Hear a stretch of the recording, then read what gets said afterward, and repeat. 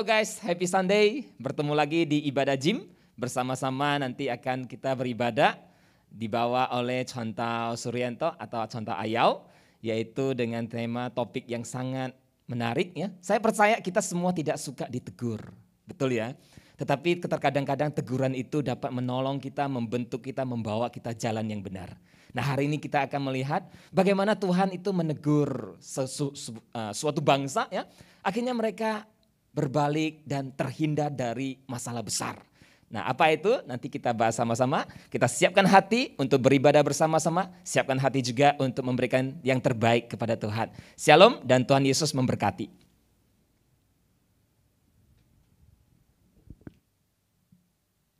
Kita bisa beribadah kepada Tuhan karena Dia yang memberkati kita. Karena Dia yang mencurahkan kasih-Nya bagi setiap kita. Sehingga kita boleh berkenan kepadanya. Seperti firman Tuhan berkata, Tuhan memberkati engkau dan melindungi engkau.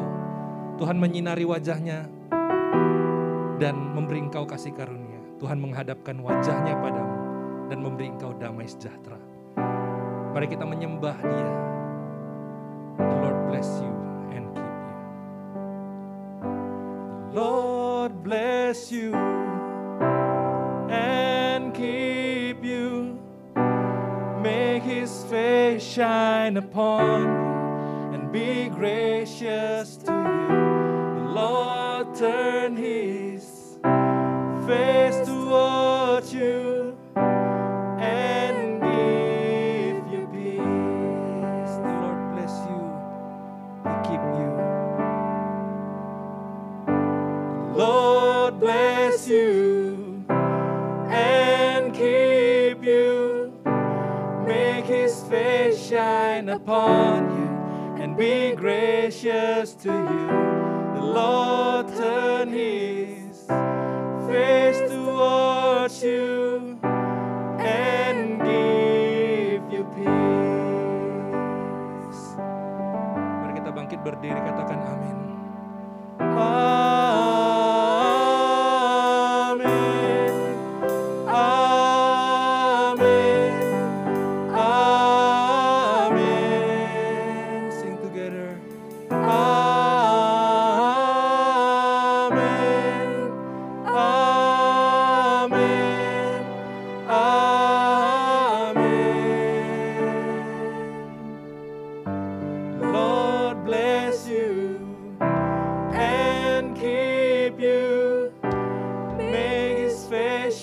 Upon you and be gracious to you.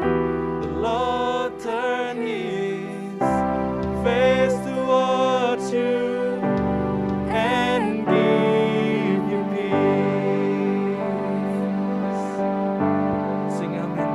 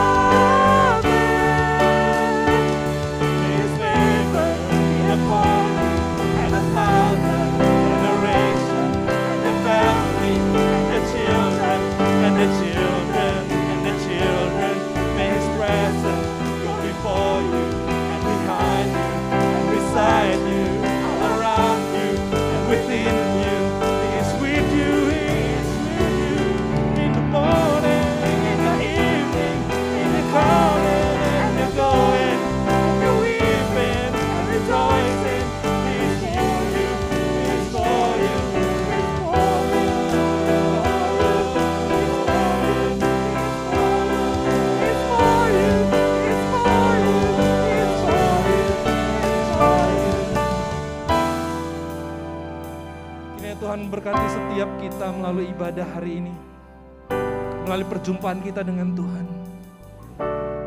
Kiranya Tuhan, Engkaulah yang memberkati setiap kami Tuhan. Engkau yang menolong kami untuk beribadah padamu. Tapi kami harus mengakui Tuhan, bahwa kami lemah, kami terbatas. Seringkali kami jatuh dan jatuh lagi.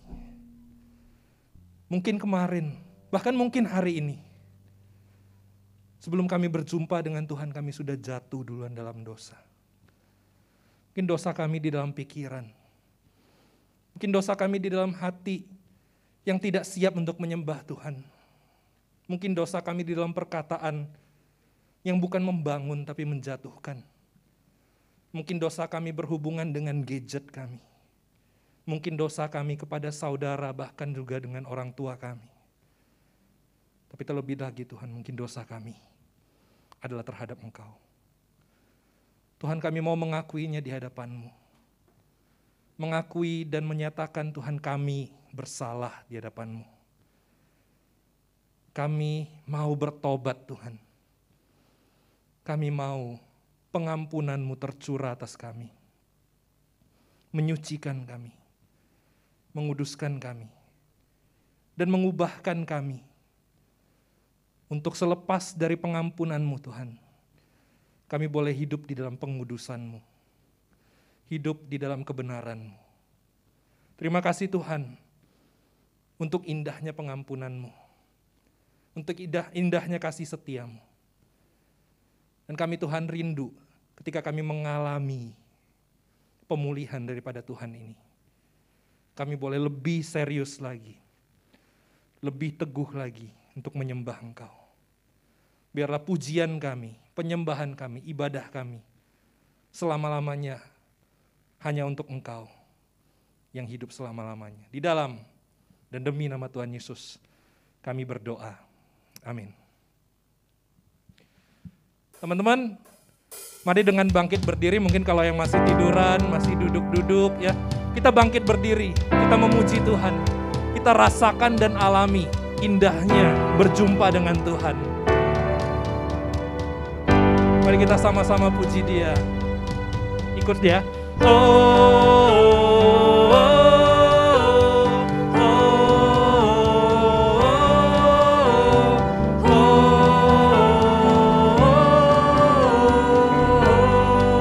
Semuanya yuk, sama-sama yuk.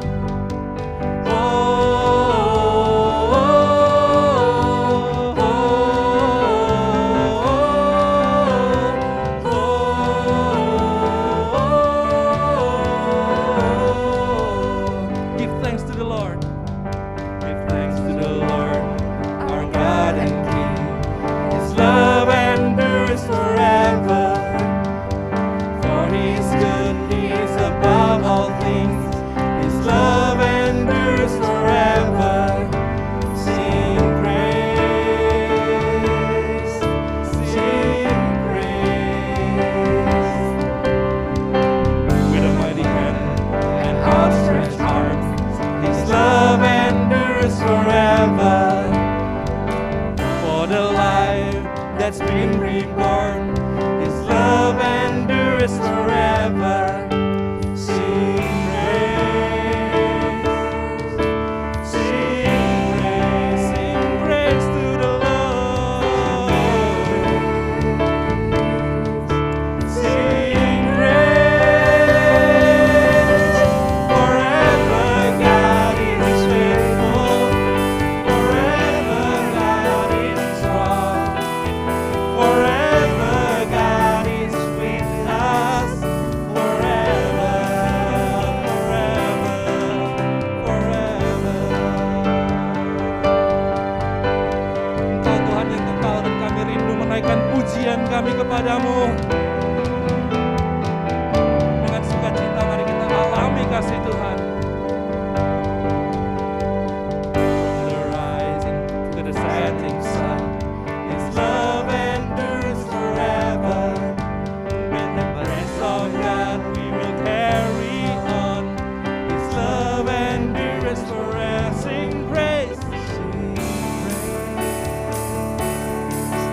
sing praise.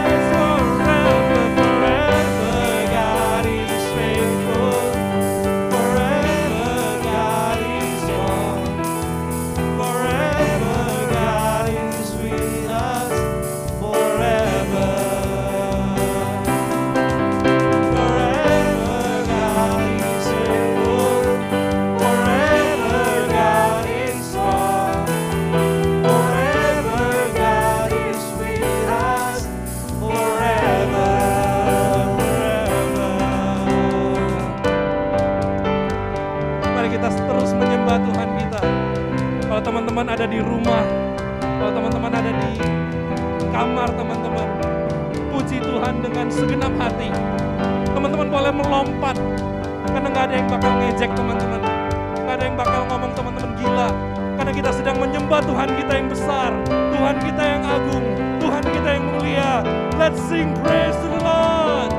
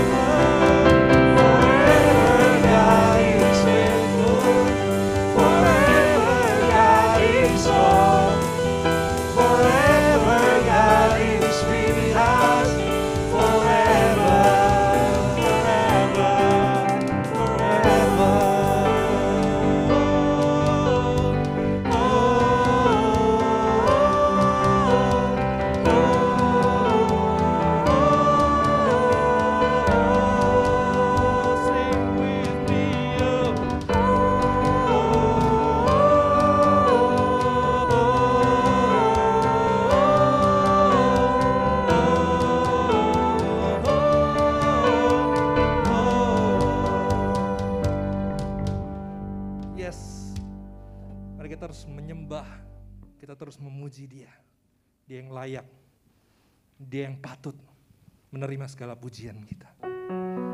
Apalagi anugerahnya tidak pernah berhenti dalam hidup kita. Kalau kita lihat setiap detail hidup kita, semua ada di dalam tangan Tuhan yang menulis terindah bagi kita. Biar hati kita boleh punya kerinduan menyembah Dia, menyenangkan hatinya. Karena Dia satu-satunya, tidak ada yang seperti Dia. Kamu kepadaku tak pernah berubah, perbuatanmu terlukiskan di dalam hatiku. Tercengang ku dibuatmu, ku kagum padamu. Tak ada hal di hidupku yang luput darimu. Kau indah, kau mulia, tiada sepertimu. Ku ingin hidupku menyenangkanmu. Kau terawal dan terakhir. Kau terawal dan terakhir, mencipta segalanya. Seluruh bintang pun bersinar oleh ucapanmu. Engkau pun mengasihiku, menulis hidupku. Tak henti segenap nafasku menyembahmu selalu. Puji, bersembah, tiada sepertimu. Ingin hidupku menyenangkanmu.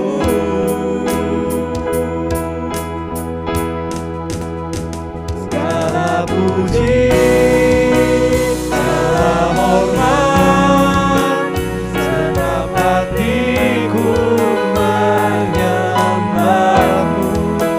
Terimalah sebab hidupku sebagai persembahan yang hidup. Kau terawal. Kau terawal dan terakhir, mencipta segalanya. Seluruh bintang pun bersinar oleh ucapanmu. Engkau pun mengasihiku, menulis hidupku. Tak henti setiap nafasku menyembahmu selalu. Puji, bersembah, tiada sepertimu. Ku ingin hidupku menyenangkanmu. Oh, segala puji,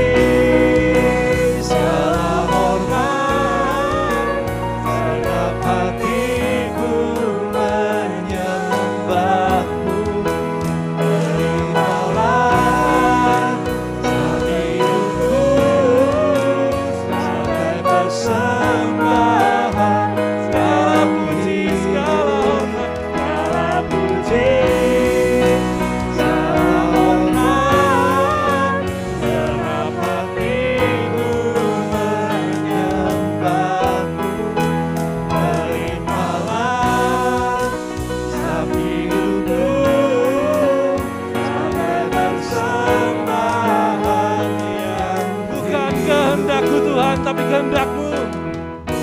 bukan kehendak, namun kehendak-Mu. Hidup bagimu, Kau indah, Kau mulia, ku ingin hidupku menyenangkan-Mu.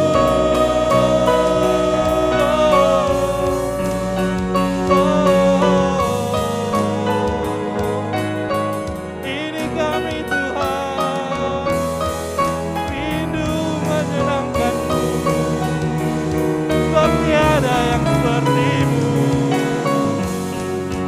segala puji, segala hormat, genap hatiku menyembah-Mu. Terimalah setiap hidupku, oh, sebagai persembahan yang hidup. Segala puji, segala hormat, segenap hatiku menyembah-Mu. Terimalah setiap hidupku sebagai persembahan yang hidup.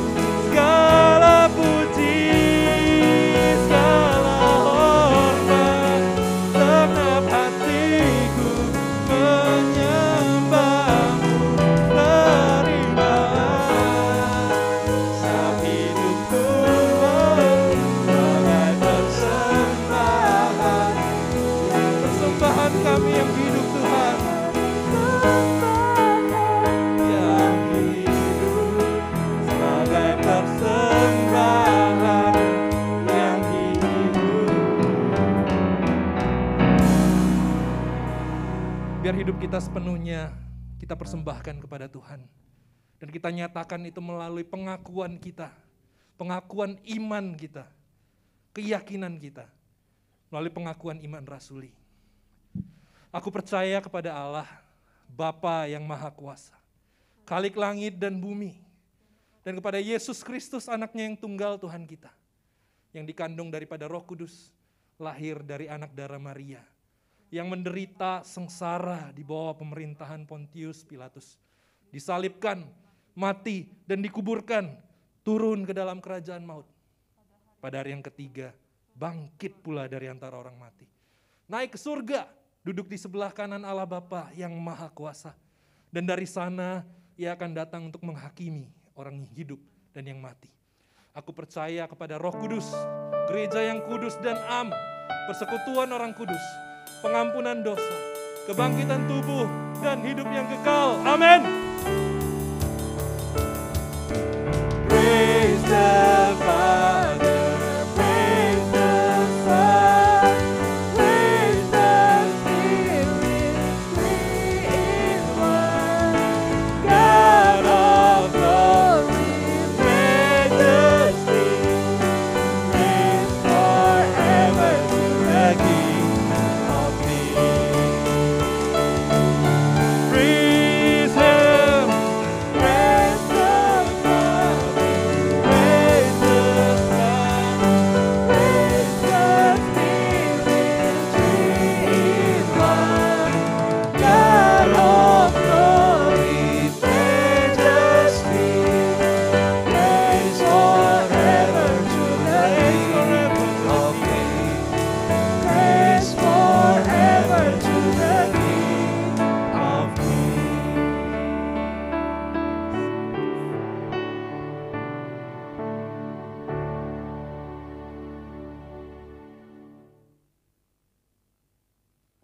Hai guys, senang sekali kita sudah beribadah kepada Tuhan, kita sudah memuji nama Tuhan, dan sekarang kita akan merenungkan firman Tuhan. Mari sebelum kita merenungkan firman Tuhan, kita satu di dalam doa. Tuhan, kami datang di hadapan-Mu, kami tahu firman-Mu lah yang akan menjadi pedoman di dalam hidup kami. Berbicaralah Tuhan kepada kami anak-anak-Mu siap untuk mendengar. Dalam nama Tuhan Yesus kami berdoa. Amin. Saya mengajak kita untuk membuka Alkitab kita dari Yunus pasal 1 ayat 1 dan 2. Yunus pasal 1 ayat 1 dan 2, saya akan bacakan untuk kita semua. Datanglah firman Tuhan kepada Yunus bin Amitai demikian. Bangunlah, pergilah ke Niniwe, kota yang besar itu. Berserulah kepada mereka, karena kejahatannya telah sampai kepadaku. Guys, satu kali ada seorang hamba Tuhan cerita seperti ini kepada saya. Bro, lu tahu gak sih? Saya itu satu kali pernah kecewa banget dengan salah seorang anak pemuda saya. Loh emang kenapa bro? Iya, dia itu gak ada angin, gak ada hujan, tiba-tiba dia meninggalkan pelayanan. Terus lama-lama meninggalkan gereja. Terus apa yang kamu rasakan? Ya sejak saya tahu dia pelan-pelan meninggalkan gereja, kemudian meninggalkan pelayanan, meninggalkan gereja. Ya akhirnya dalam diri saya merasa kenapa badan saya panas dingin, mata berkunang-kunang, bibir pecah-pecah, selera makan gak ada. Oh tapi saya sadar itu bulan tua. Ya saya terpikir sih ya, 12 pertanyaan terus muncul di dalam pikiran saya. Apa yang salah dengan pelayanan ini? Kenapa dia bisa seperti itu? Loh, terus masa kamu cuma mikir-mikir aja? Ya enggak, saya mulai yang namanya penyelidikan. Oh kamu ngundang detektif ya? Ya enggak usah sih ya, saya nanya-nanya teman-temannya. Ada si A, ada si B, ada si C. Pelan-pelan saya tanya. Ternyata saya kemudian mendapatkan jawabannya. Ternyata anak itu tidak senang karena saya menegur dia karena dia terlambat datang pelayanan. Ngeri juga ya pemuda kamu itu ya. Teman-teman, saya tidak tahu apa yang menjadi kesan teman-teman terhadap kisah ini. Tapi saya percaya, mungkin kita merasa kayaknya pemuda itu agak lebay ya, alay juga ya, agak lebay sih ya. Masa sih sampai segitunya? Tapi sebenarnya saya pikir pemuda itu ada benarnya. Benarnya apa? Benarnya adalah sebetulnya kita itu tidak terlalu suka dengan yang namanya teguran. Kita sering merasa oke, saya salah, tapi emang kenapa coba? Acara berjalan dengan baik kan? Lihat tuh, like di mana-mana. Jadi apa yang salah? Ngapain dipermasalahkan? Atau mungkin kita merasa, saya orangnya memang begitu, yang lain fine-fine saja dengan saya, lu aja yang rame, ngiri sama saya. Guys, harus kita akui, sebetulnya kita tidak terlalu suka dengan yang namanya teguran. Kita tidak suka ditegur. Tapi hari ini, firman Tuhan mau berkata kepada setiap kita. Jika engkau dan saya masih menerima teguran, itu artinya Allah masih bekerja di dalam hidup kita. Cius nih contoh. Ya cius, kalau enggak saya enggak khotbah ya. Nah teman-teman, mari kita melihat teks yang tadi kita baca. Sekarang saya ingin cerita sedikit tentang Niniwe. Menurut para pakar, Niniwe itu adalah salah satu kota besar atau bisa disebut salah satu kota metropolitan di kerajaan Asyur, kerajaan superpower yang ada pada waktu itu. Bahkan ada yang menyebut Niniwe adalah ibu kota dari kerajaan Asyur. Nah saya pikir Niniwe itu mungkin mirip dengan Medan atau Jakarta. Kota ini sangat luas dan sangat subur karena dekat dengan sungai Tigris, pertanian mereka maju. Tidak heran kalau mereka menjadi kota yang begitu makmur. Tetapi Niniwe terkenal juga dengan kejahatannya. Kejahatan Niniwe terekam di dalam Alkitab, di dalam Nahum 3 ayat 1-3 kita menemukan di sana. Celakalah kota penumpah darah itu, seluruhnya dusta belaka, penuh dengan perampasan dan tidak henti-hentinya penerkaman. Dengar, lecut cambuk dan derik roda. Dengar, kuda lari menderap dan kereta meloncat-loncat. Pasukan berkuda menyerang, pedang bernyala-nyala dan tombak berkilat-kilat. Banyak yang mati terbunuh dan bangkai bertimbun-timbun. Tidak habis-habisnya mayat-mayat. Orang tersandung jatuh pada mayat-mayat. Niniwe terkenal dengan keberingasannya, kekejamannya. Dan catatan arkeologi, penemuan sejarah menguatkan apa yang diterekam di dalam Alkitab. Ada catatan mengenai kekejaman Raja Asyur. Mereka tidak segan-segan menguliti orang-orang yang dia taklukkan. Jadi bukannya unboxing, dia malah unskin. Kejam sekali bukan? Tapi Tuhan tidak diam. Tuhan kita adalah Tuhan di atas segala bangsa. Dia tahu apa yang menjadi kesalahan dari Niniwe. Karena itu dia masuk, dia menegur Niniwe. Dia memakai Yunus untuk menegur Niniwe. Tidak heran, Tuhan berkata kepada Yunus, pergilah, berserulah kepada Niniwe, kota yang jahat itu. Go call out against Niniwe for its wickedness. Guys, kalau kita bertanya-tanya, kenapa ya Tuhan itu mau menegur Niniwe? Jawabannya sederhana sekali. Karena kasih. Kalau kita masuk kepada Yunus pasal 4, di sana kita akan menemukan di dalam dialog Tuhan dengan Yunus. Tuhan berkata, bagaimana tidak, aku tidak akan sayang kepada Niniwe, kota yang besar itu. Yunus tidak senang dia pergi ke Niniwe, karena dia merasa kota atau bangsa yang begitu jahat itu bukan diselamatkan, harusnya dihancurkan, bukan ditebus, bukan kemudian diingatkan supaya dia berbalik.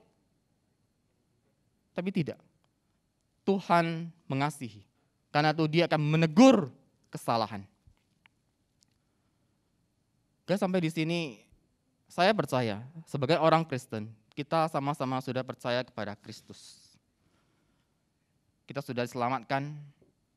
Tapi bukankah kita harus akui, kadangkala kita masih melakukan dosa atau kesalahan tertentu, bukan? Kita masih bergumul di dalam dosa-dosa kita.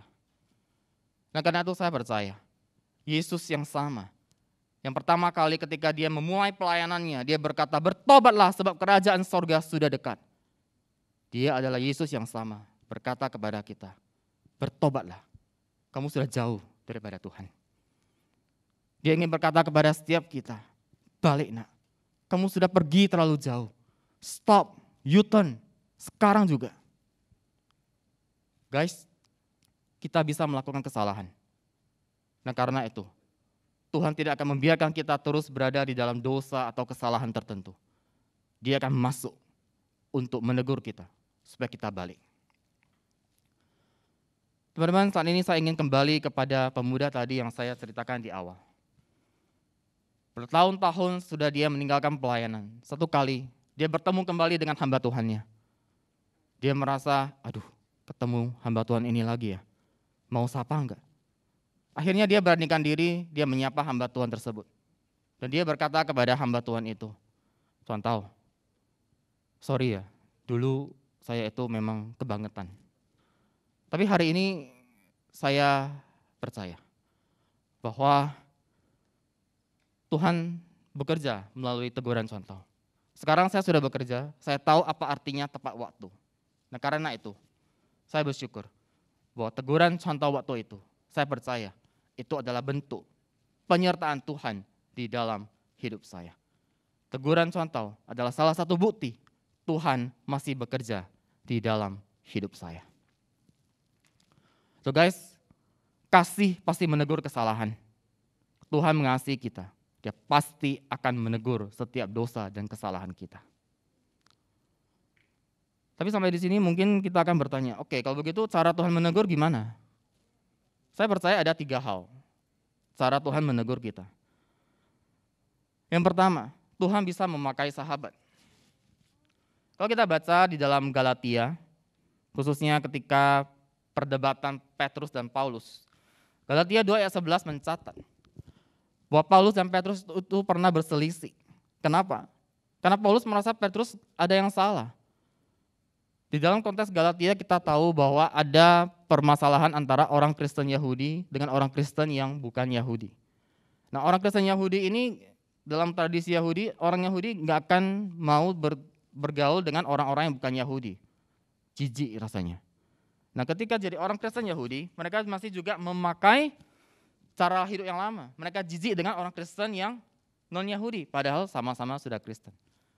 Nah Petrus, dia tahu bukan itu lagi statusnya. Dia sudah hidup bergaul dengan orang Kristen non-Yahudi. Tapi masalahnya, ketika datang orang Kristen Yahudi, dia balik lagi. Dia nggak mau lagi bergaul dengan orang Kristen yang non-Yahudi. Kan aneh. Makanya Paulus menegur dia. Kamu itu aneh loh. Kamu itu Kamu itu sendiri saja sekarang sudah bergaul kan dengan orang Kristen non-Yahudi. Nah sekarang kamu malah seperti itu. Ketika kita baca di dalam konteks Galatia, rupanya orang Kristen Yahudi itu pengen sekali ya orang Kristen non-Yahudi itu mengikuti cara hidup orang Kristen Yahudi. Loh, Paulus bilang gini, loh Petrus, lu aja sudah gabung kan sama orang Kristen non-Yahudi, ya kan? Kamu sekarang sendiri sudah tidak hidup sesuai dengan keyahudian. Ngapain lagi sekarang kamu minta orang Kristen Yahudi, orang Kristen non-Yahudi hidup sesuai dengan tradisi Yahudi? Kamu kan aneh. Kamu sendiri saja sudah tidak hidup di dalam tradisi Yahudi. Sekarang kamu minta mereka yang Kristen non-Yahudi itu hidup sesuai dengan tradisi Yahudi. Kamu itu aneh loh. Ya teman-teman, saya rasa penjelasan saya sangat berbelit-belit ya. Tapi intinya adalah ada kesalahan di dalam Petrus, dan Paulus melihat kesalahan itu. Makanya Paulus menegur. Dan saya rasa Tuhan memakai teman untuk menegur kita. Dan yang kedua adalah Tuhan bisa memakai orang tua kita untuk menegur kita. Saya dulu pernah berantem ya. Tapi begitu selesai berantem, papa saya tarik saya. Kamu harus mengendalikan amarah kamu. Jangan gampang tersurut amarah kamu. Teman-teman, Tuhan bisa memakai orang tua untuk menegur kita. Itulah sebabnya Amsal 4 ayat 3 mencatat, aku diajari ayahku, katanya kepadaku, biarlah hatimu memegang perkataanku, berpeganglah pada petunjuk-petunjukku, maka engkau akan hidup. Orang tua bisa dipakai oleh Tuhan untuk menegur atau menyatakan kesalahan kita. Dan yang terakhir, tentu saja firman Tuhan akan menegur dosa ataupun kesalahan kita. 2 Timotius 3 ayat 16 mencatat, segala tulisan yang diilhamkan Allah memang bermanfaat untuk mengajar, untuk menyatakan kesalahan, untuk memperbaiki kelakuan, dan untuk mendidik orang dalam kebenaran. Firman Tuhan menjadi alat di tangan Tuhan untuk mengingatkan kita akan dosa dan kesalahan kita, agar kita berbalik kepada Dia. Dan tentu saja, saya merasa juga hamba Tuhan atau pengurus di gereja juga menjadi alat di tangan Tuhan untuk mengingatkan kita jika ada dosa ataupun kesalahan yang kita lakukan. Teman-teman, Tuhan punya segala cara untuk mengingatkan kita akan dosa dan kesalahan kita. Tapi pertanyaannya adalah, apa respons kita? Kalau kita baca di dalam Yunus, Niniwe bertobat. Ketika Yunus berseru kepada Niniwe, engkau akan ditunggang balikkan. Niniwe bertobat. Mereka mengenakan kain abu, duduk di atas abu, mengenakan kain kabung, duduk di atas abu, bahkan berpuasa, termasuk ternak mereka berpuasa. Mereka bertobat ketika mendengar teguran Tuhan. Bagaimana dengan kita? Pemazmur berkata seperti ini, pada hari ini, sekiranya engkau mendengarkan suara Tuhan, jangan keraskan hatimu. Ya, inilah respons kita ketika Tuhan menegur kita. Jangan keraskan hati kita saat Tuhan menegur kita. Kenapa? Karena teguran adalah salah satu bukti Tuhan masih bekerja di dalam hidup kita. Maukah kita? Mari kita berdoa.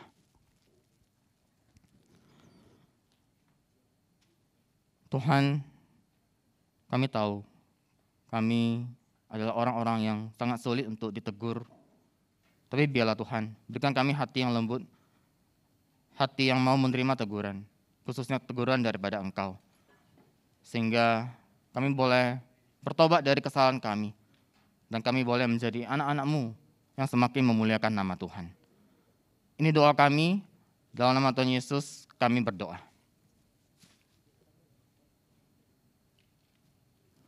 Mari kita akan akhiri ibadah kita pada hari ini. Mari kita mengucapkan doa Bapa kami. Bapa kami yang di surga, dikuduskanlah nama-Mu, datanglah kerajaan-Mu, jadilah kehendak-Mu di bumi seperti di surga. Berikanlah kami pada hari ini makanan kami yang secukupnya, dan ampunilah kami akan kesalahan kami, seperti kami juga mengampuni orang yang bersalah kepada kami. Dan janganlah membawa kami ke dalam pencobaan, tetapi lepaskanlah kami daripada yang jahat. karena Engkaulah yang mempunyai kerajaan dan kuasa dan kemuliaan sampai selama-lamanya. Amin.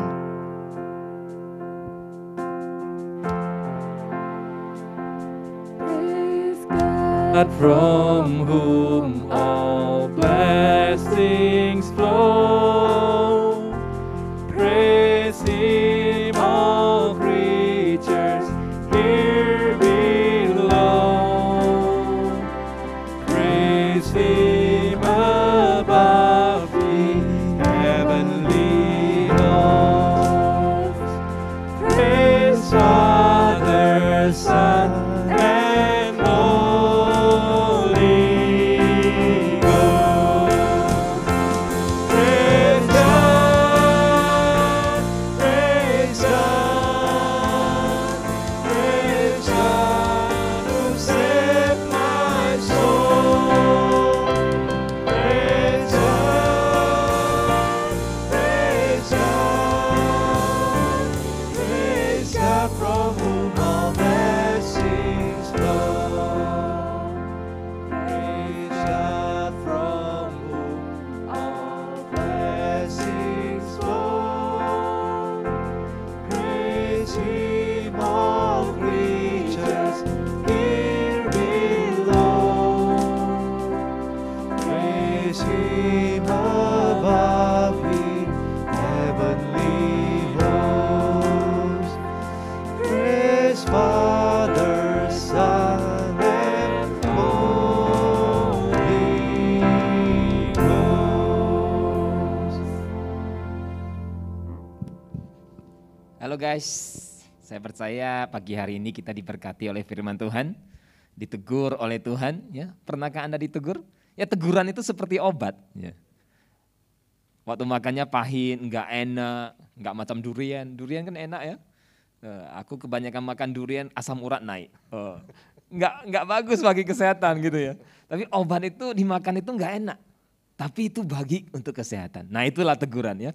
Orang menegur kita ya itu karena kasih. Tapi ada sebagian orang menegur kita itu bukan karena kasih. Karena dengki ya. Apapun itu ya. Mau itu dia teguran bentuknya kasih, mau itu teguran bentuknya dia dengki. Tetapi ketika Tuhan izinkan seseorang menegur kita. Kita tahu Tuhan turut bekerja dalam segala hal. Untuk mendatangkan kebaikan bagi orang yang percaya kepadanya. So, jika Tuhan izinkan seseorang menegur kita, mari kita lihat motifnya, mari kita lihat juga tujuannya, apakah itu baik bagi kita. Jika baik, maka berbaliklah dan diterima teguran itu. Saya percaya itu akan membentuk kita. So, guys, tetap tinggallah di dalam kasih Tuhan, tetap belajar firman Tuhan, terus bertumbuh dan bertumbuh. Nah hari ini mari kita memberikan persembahan yang terbaik bagi Tuhan. Karena Tuhan sudah memberikan yang terbaik bagi kita. Enggak ada warta ya, sampai jumpa minggu depan dan Tuhan Yesus memberkati kita semua. Shalom.